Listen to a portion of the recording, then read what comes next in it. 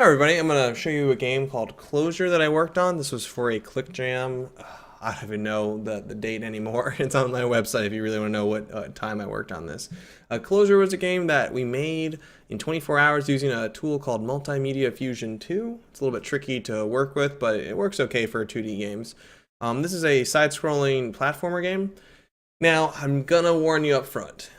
The art in the game is not so good because, and this is my fault actually, I demanded that we make a bunch of levels. I was like, you know what, I can go and code all these features, you guys just keep up. And so it's not the artist's fault. I mean, we had 24 hours and I was like, build me all these assets and I'm just going to go make some features that can reuse things.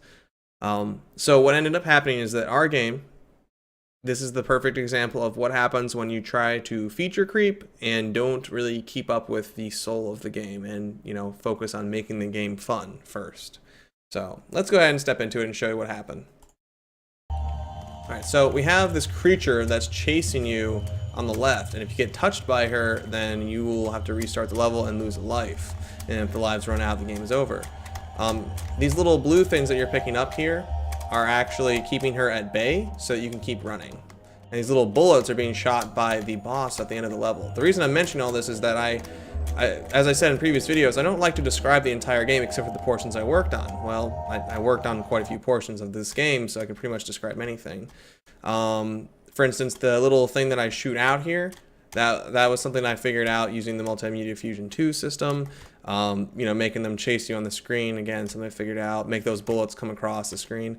But I was working with another programmer, and essentially me and him were just going back and forth doing paired programming. Now you see here that these two bosses are actually trading off shots, and every time that the blue bullet hits him, he loses some health. That's up here in the health bar. And every time the red bullet hits her, I think it just pushes her back a little bit. Yeah, just kind of pushes her back a little bit. It's mainly to kind of hit you.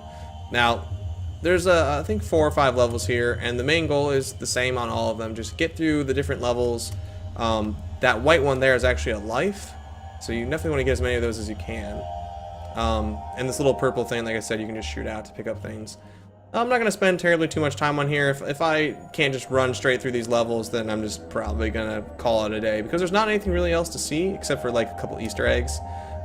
Most of my time spent on this, like I said, was just cramming out a bunch of features, and honestly, I just kind of got full of myself on that. I learned a lot afterward because it was a competition, and we came in last place, and I can't really disagree with them about that. You know, I made a mistake. So what happens is you can only run so far because there's only so much level, and if you run into that little black or a purple portal at the end, it kills you. So you actually have to, once you see the boss, you have to spend a little bit of time keeping her on screen. You actually don't want to run as fast as you can. It's kind of terrible, actually. You have to keep one enemy on the screen to fight off the other enemy. I guess I just can't get away from you know, AI interactions between each other. All right. But yeah, so like I said, I learned a lot. I learned that I really should focus more on like making the game fun, listening to my team, because my team, they went with what I said, but honestly, they were like, hey man, this is a lot. Why do we have all these features? We could have made this game just be a platformer where you run from the chick on the left. It would have been enough.